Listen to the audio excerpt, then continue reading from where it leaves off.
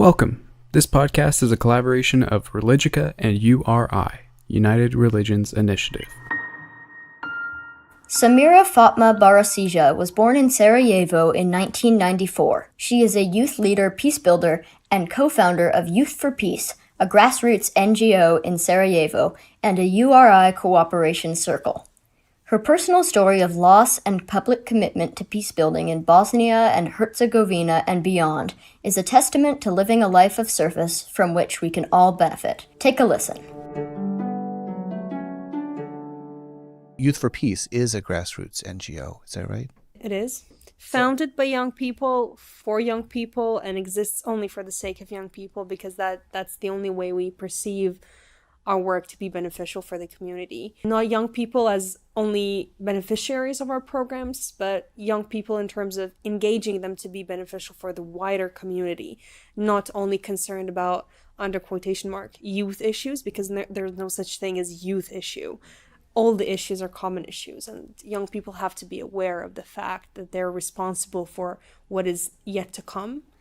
So we try to encourage them to go into the civil society and to embrace the opportunities that they have within the free world that we live in, and to embrace things such as globalization, and to just be global citizens of the world and help as much as possible. Is there anything that youth shouldn't be allowed to care about? There's no thing in the world that doesn't touch a young person's life. Nothing. So if you want to be, regardless of politics, it is in your life whether you want it or not. If you want to be regardless of religiously motivated violence, you're not able to, because at some point it will touch a part of your life.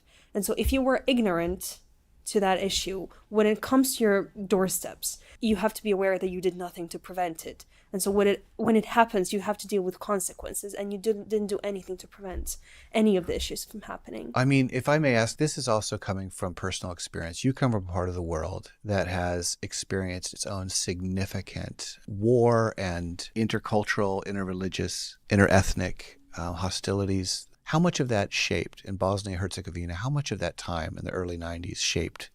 You were born in 94. Yes. So I was born on the 10th of February in 1994, and the day of my birth pretty much marked me for my entire life, because I was born only 5 days after my father was killed during the bloody war that we had in Bosnia from 1992 to 1995.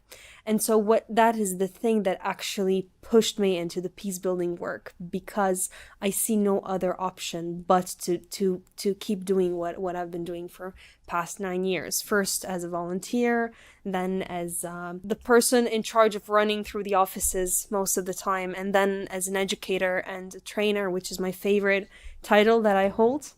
But unfortunately, I'm not the only one who was affected by the events that we had in Bosnia.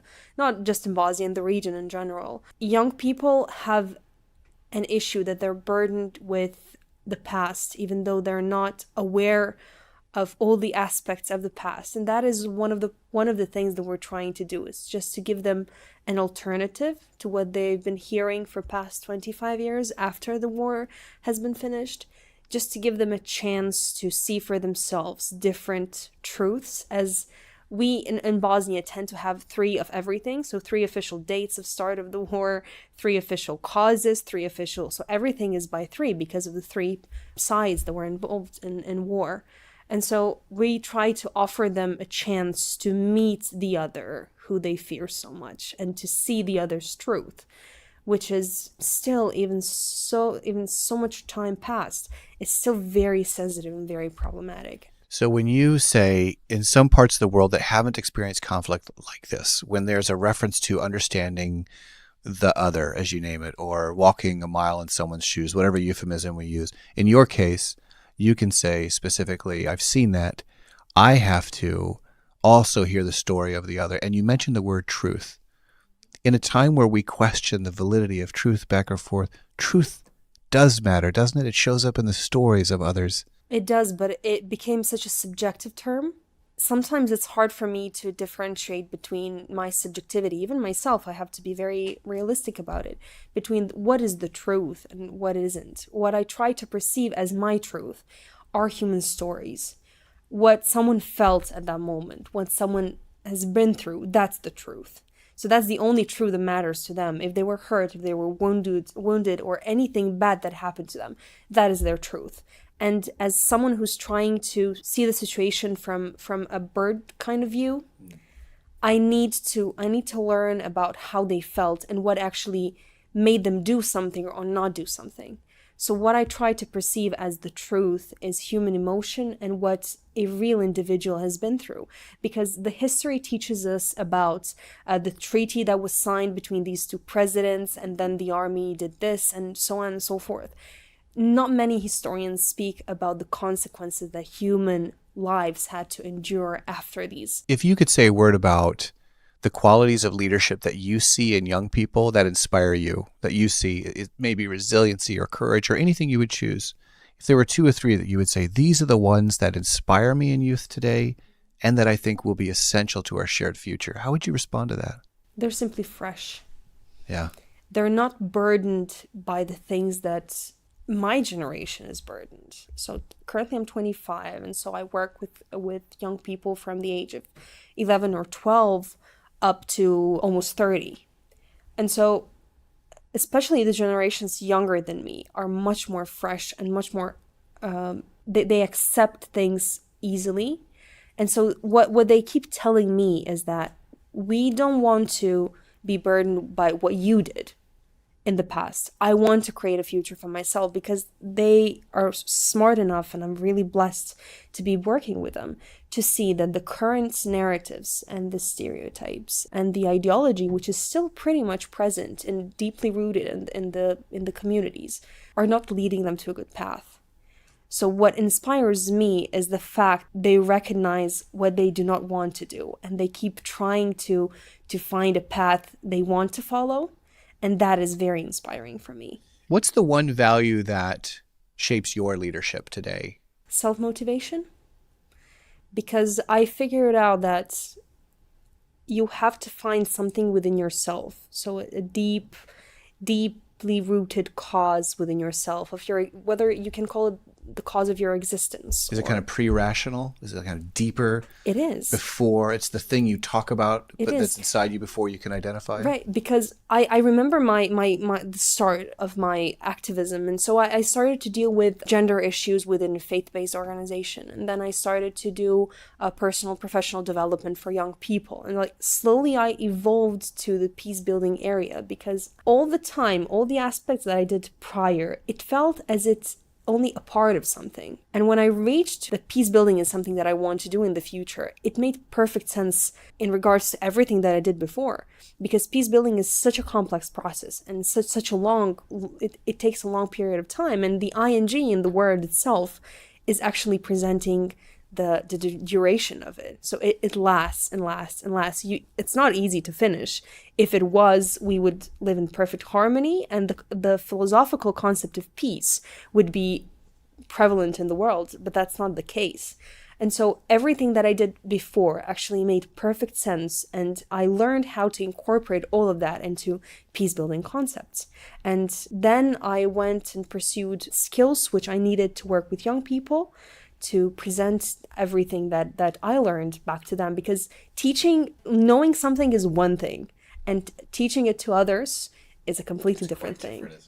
And the reason why I signed up for my formal education, which I finished, is because I wanted to be a teacher. So that was my premier dream. I always dreamt about it. I even remember as a little girl, my mom bought me like a chalkboard. And so I would keep writing something and teaching my older brother, even though he was older, I would always give him lessons about something imaginary. And so I do remember this dream as following me through my childhood and now into my adulthood. But unfortunately, due to certain circumstances in my country, it's very hard to become a teacher. But I just transmitted that dream into being an educator in the NGO sector and civil society, and having that bigger outreach to young people, not one classroom or one school. I feel as if all the kids around me, all the children, all the young people are a part of my classroom. Whoever gets there is my student. One of the things I know you focused upon is the nature of dialogue across ethnicities, across religions, cultures, and in your effort for peace building. But we live in a world now where dialogue has become somewhat more complicated. Maybe we distrust each other a little more. I don't know. Maybe, as you mentioned earlier, there are competing ideologies that are hard to dialogue across. It's easier to dialogue when we share some of the same values or share some of the same story. How do you encourage others to dialogue across deep difference where it's very difficult to even find a starting point? You have to be very sneaky about it. So first you need to cultivate the grounds to get to people comfortable in being in the same room. So an initial phase of a dialogue is getting people in the same space. So right when you have them in the same space, for starters, it's a success. Okay. So every step afterwards is another plus on your agenda, whichever it is. Peace building is my agenda. So every single next communication among them as groups or individuals is a great plus. So what we try to do in work with young people is to make them fall in love with what we're speaking about and what we're presenting to them. We complete our presentations and the training and all the exercises. And then what happens after the official hours and when they approach you and when they gather in smaller groups and further discuss it, that's the real part of the dialogue. So I exposed them to some theoretical framework and I told them something about maybe history, or I told them something about dialogue methods or principles of dialogue. And then they're off. Everything else that happens, it's not spontaneous. So the trainings and everything else is specifically designed to make sure that you have formal and non-formal part. So you always have to give them space. And so the official part of the program is actually the cultivation of the grounds to make them feel comfortable. Okay, so everyone here is the same. I don't have to fear anyone. And then what they engage in is the kind of dialogue that is important to them. Maybe the current generations are not that much into inter-ethnic dialogue. They're more into intercultural dialogue. So they want to surpass it in a way. And so I always try to make sure that the atmosphere is right, so that they feel very comfortable with speaking about sensitive issues, because war is a very sensitive issue. Casualties are and it impacts sensitive. Families directly. Everyone. As and most identified. of them, I didn't experience it directly. So they heard, so the second generation or the first generation after the war. So you have to be very careful in terms of unpacking what's happening behind them. It makes sense. There's a vulnerability that as human beings we share, irrespective of where we are on the conflict or involved in the conflict. Right. Is there a story in all of this that you like to tell around peace building that you find especially inspiring and makes a point? Is there a story that comes to your mind that you like to often tell that you think would be good here? During your question, I was rethinking what is the story worth of sharing in this moment. And that is the story of my colleagues.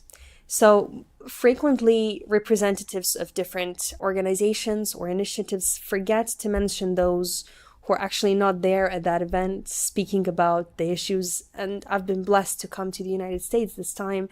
But my colleagues, around 50 of us who are all volunteers for the NGO, so no one is employed. We're trying to make money off the side to make sure that we can survive. But we do this profit-free, absolutely. And so I always want to stress that there's so many young people everywhere. And I can speak on behalf of my organization that are just really striving to get the community into a better place.